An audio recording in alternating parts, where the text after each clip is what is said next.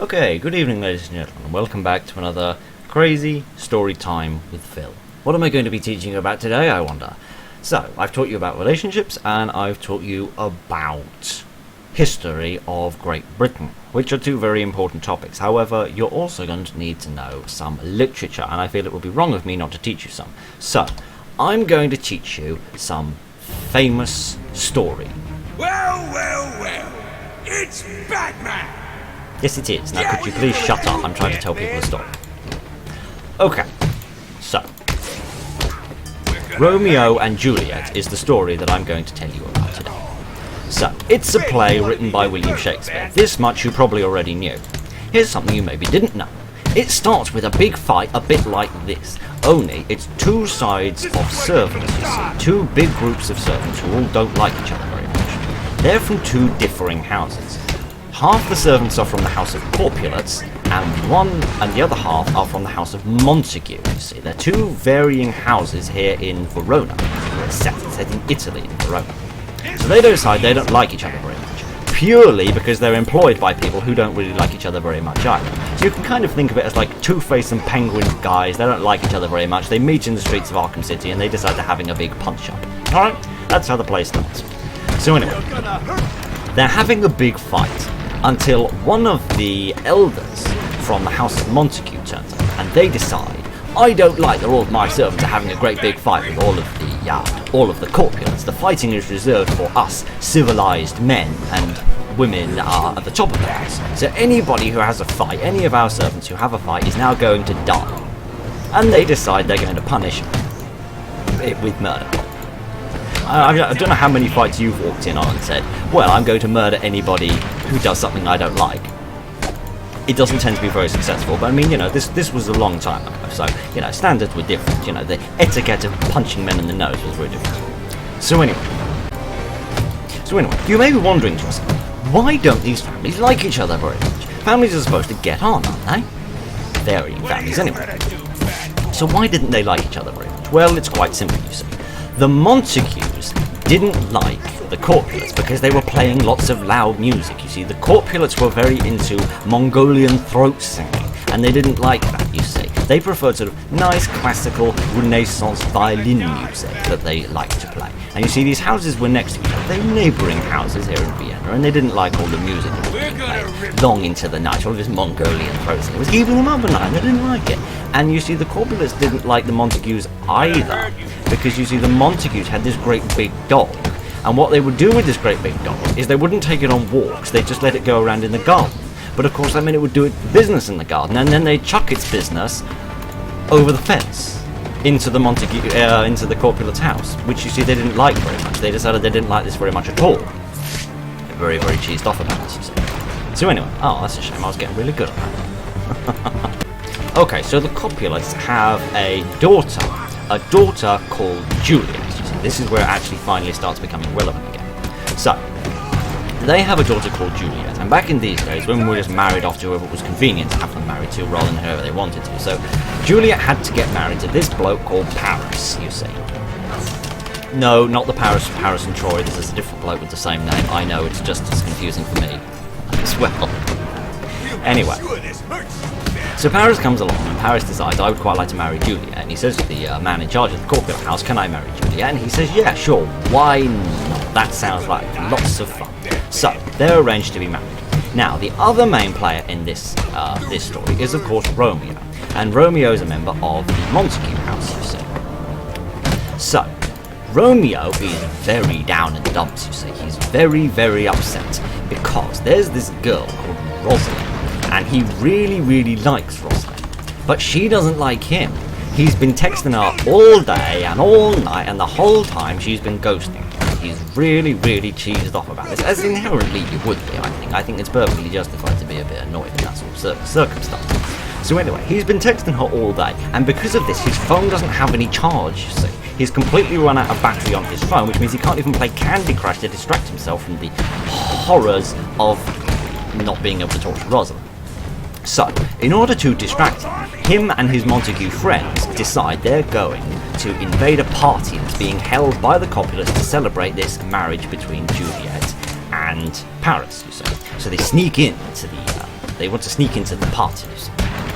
Okay, so those are our two main characters. We've got ourselves Romeo and we've got ourselves Juliet, and they're going to be in the same place. They're going to be both at this party, and that's where they meet. They meet at the party. But you see, the Montagues aren't welcome at the party, so of course they're in disguise. They're in disguise, they're wearing secret clothes and they're wearing masks so that nobody can recognise them. However, this isn't quite enough for Romeo to remain fully discreet. He's discreet enough that he can survive for a while without getting captured by the corpulents. I've already completely forgotten their name. Romeo's disguised along with his other Montague friends so that he doesn't get captured. And while he's disguised, he actually meets Juliet. He meets Juliet at the party and he falls in love with her and she falls in love with him. So they decide that they're very happy together. However, before they have an opportunity to get any further with the whole conversation about being in love with each other, one of the corpulents discovers that Romeo and all of his Montague friends are actually Montagues and they're not corpulents. But how does this happen, you want? Well, it's like this. Italian families are very often famous for their recipes. You see, Italians are excellent cooks and they come up with these lots of fascinating, brilliant recipes for things. And what these particular families were really good at is meatballs. You see, so there was a meatball family recipe, there was a Montague family recipe for meatballs and a corpulent family recipe for meatballs. So, they have their varying recipes, and because they're varying, they have quite distinctive smells, you see. Very distinctive smells. And these smells came through in Romeo's fart, you see. Romeo did a great big fart, and this is what gave him away, because the corpulents caught a whiff of the fart and they thought, hold on a minute, that's not our meatballs, that's our enemy's meatballs. We're not into this at all. And that's how they discovered him, and they were very, very cheesed off about this. And what the corpulents wanted to do was to kill Romeo, because they were very, very annoyed. Oh, you've snuck into our party and you've drunk all of our booze, and our enemies have been drinking our drinks and looking at our women. Oh, we're not having none of this. So they decided they're going to kill Romeo. However, one of the elders of the corpulent family comes in and, dang nabbit, I'm usually much better at this. So, one of the elders of the corpulents decides to step into this little foray that's going on. They decide that they're not going to let them murder Romeo because, you see, he's just had the cleaners in and they've just done the carpets and the carpets are immaculate. He says, no, I'm the one that pays all the bills around here and I'm not going to let you spill blood all over the carpet and make an absolute categorical mess of the place. Not when I'm paying the bills. So, what am I doing with my life? So, using this opportunity to escape, Romeo does just that, and he runs away. But, of course, he wants to carry on his conversation with Juliet, you see. He wants to carry on his conversation and ask her whether she wants to get married to him. So, he decides later that night to go and meet her at her balcony at their house, you see, at the popular house. So they go there, and they say, shall we get married? And they say, yeah, why not, I suppose. I suppose that would be kind of cool. I haven't got anything else to do this weekend, so yeah, I suppose we'll do that. So, they can't just get married on their own, so they need some help. So they go and meet a man called Friar Lawrence. And Friar Lawrence is a priest. He's a religious man. So, they go to him and they say, will you help us get married? And he says, yes, absolutely, of course I will, because I'm a Catholic prince and you're a Catholic prince. I'm a Catholic priest, rather, and you're a 14-year-old boy. And as everybody knows, those two types of individuals always have perfect relationships with each other, so, you know, I'll help you get married, absolutely I will. So, Friar Lawrence agrees to help them. Okay, so he agrees to help them, but he says that I can't help you get married right now, you're going to have to come back in a few days when I can do it. So, they decide, okay, that's fine, we'll come back in a few days. But you see, the corpulents are still very mad at Romeo for sneaking into the party and drinking all of the booze, you see. So, what they decide to do is, if they can't kill him on the carpet, they'll kill him on the cobblestones instead. Because you see, the elder of the corpulents doesn't have a problem with this because he doesn't pay for the cobblestones to be clean, so he couldn't care less whether they murder there or not. So they say, okay then, Dad, we'll kill him on the cobblestones instead. So, that's what they do. They go and have a fight with Romeo, but you see, they lose. Because, you know, plot armor and all that. So Romeo wins the fight, and one of the corporals is dead. But you see, now the dad is even more mad, because he doesn't like stains on his carpets, but he likes dead sons even less. So the dad gets quite mad at Romeo because he just murdered his son, which understandably he's a little bit cheesed off about. So he then decides to banish Romeo from Verona. He says to Romeo, Romeo, Romeo, you can't come here anymore. I'm absolutely sick of you and your farty meatball bum and your son murdering ways. I'm absolutely sick of you. Go away and never come back to Verona. So of course he has to leave. He has to leave Verona and he can't come back. But this upsets him naturally because his bride's in Verona. He wants to go back and meet Juliet so he can marry her and, you know, keep his promise to Friar Lawrence about getting married and such. So he's very sad about this, he's very upset, he's very cheesed off about the whole matter. So he starts hatching a plan as to how he's going to get back to Verona. Meanwhile, Juliet is getting ready to marry Paris. Anyway, so meanwhile, Juliet is getting prepped by her family to marry Paris. And you see, what they need from Juliet is what they call a joyous bride, because Paris is very sad. He's very sad, he's very gloomy, he's very grey, he's a bit like Oliver Cromwell, he's just not a very fun man. They decide they'd much rather Paris be a nice, happy, fun man that they can have all sorts of fun with. So they decide they need to have her as a joyous bride, a lovely, joyous bride. But you see, her lover has just been chucked out of the city and told he can never come back again, so naturally she's not very, you know, happy at the minute. So they decide to take a leaf out of the Joker's book and paint a great big smile on her face using makeup and paints, so that even though she's not very happy, she'll have a big smile on her face, and maybe that will be enough to convince old Paris that in reality she's happy, and this will cheer him up a bit and he'll stop being such a party pooper whenever he gets invited round to the annual barbecues. So that's the current circumstances. However, of course, Juliet is not very pleased about this, and she's not just going to roll over and let whatever her family want be the case. She's going to take matters into her own hands, and she's still going to get married to Romeo. So she decides to go back to Friar Lawrence and say, can you help me come up with a plan to marry Romeo and get out of this marriage with Paris? And he said, yes, take some drugs that will put you to sleep, you 14-year-old innocent child. Yes, Catholic priests drugging children. It's not a new craze, I promise. So anyway, she takes these drugs, and these drugs are supposed to put her to sleep for 42 hours. So she takes these drugs, and these drugs are going to put her to sleep for 42 hours. So that she can pretend to be asleep during the wedding, you see. And as was the custom at the time, you can't marry someone who's asleep, you see. They have to be awake. So her idea is, if she's asleep, I press the button, for goodness sake, game, come on. No.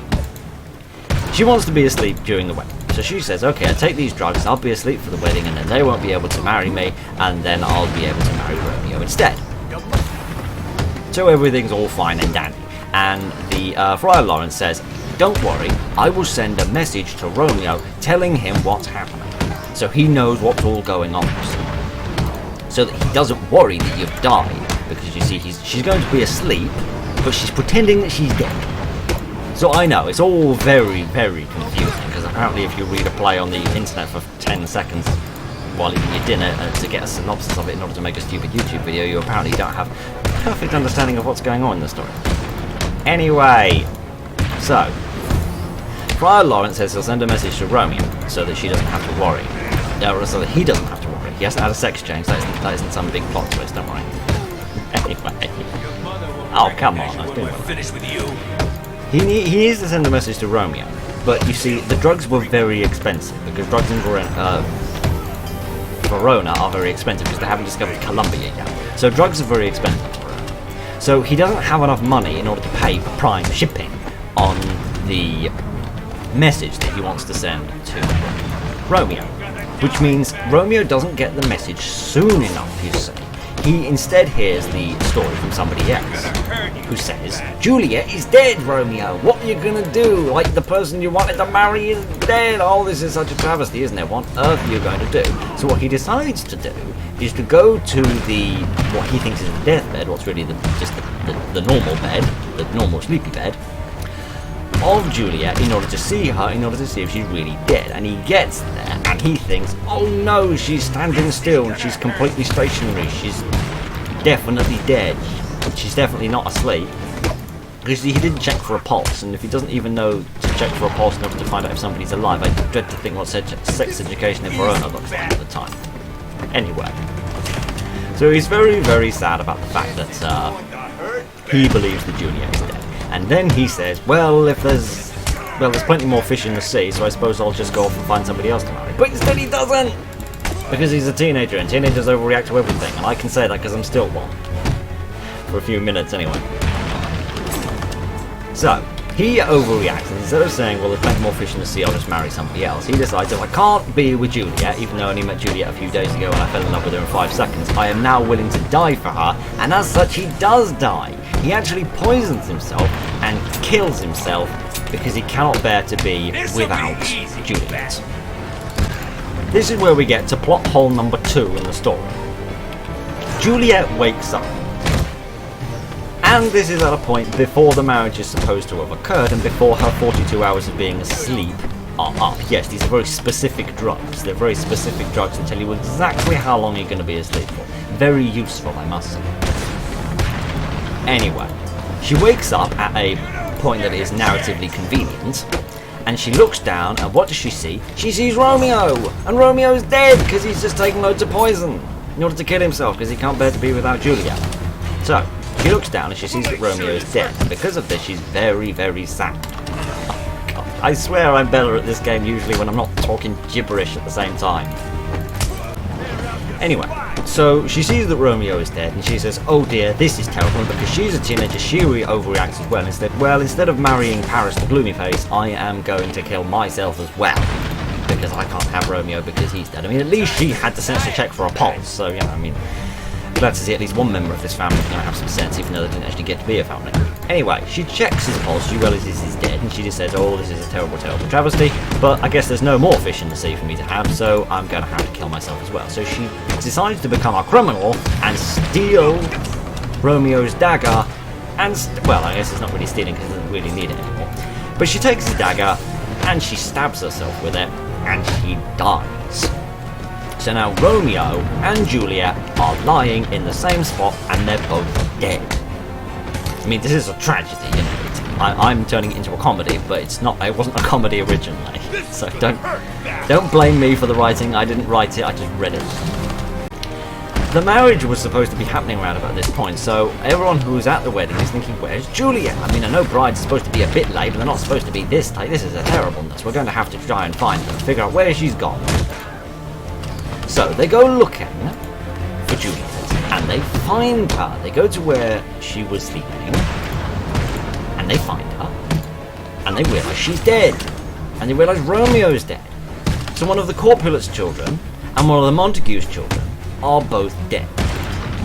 So what they decide is, do you know what? This silly feud of ours over meatball farts has gone too far. Both of our children are dead now. In fact, 3 of our children, if you include the bloke that Romeo killed. Loads of people have died. And they spent loads of money on poison. Oh, it's just such a great big mess. And you know what? They say, we agree. We agree. Let's end this silly petty feud of ours. And let's stop having fights over meatballs.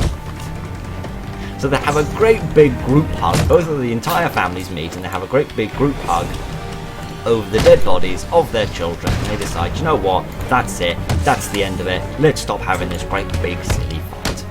So as much as it's a tragedy, it's a bit more cheerful, I suppose, you know. It's about, you know, if you've got a family feud, I guess dead children will fix that. I don't know, I guess that's the moral of Romeo and Juliet. Maybe the moral of Romeo and Juliet is don't trust Catholic priests, don't eat meatballs if they're going to give you terrible farts. What other? Don't sneak into parties where you're not allowed. Don't marry gloomy people called Paris. And spend more than 5 minutes reading the synopsis on some random website you're not even entirely sure is reliable about a play before you go on the internet and try to turn it into a comedy. Anyway, as ever, that's it. Yeah, that's it. Do you know what? I'm not even going to say anything else. That's it. Take it with what you will. Enjoy it. Hate it. Good night.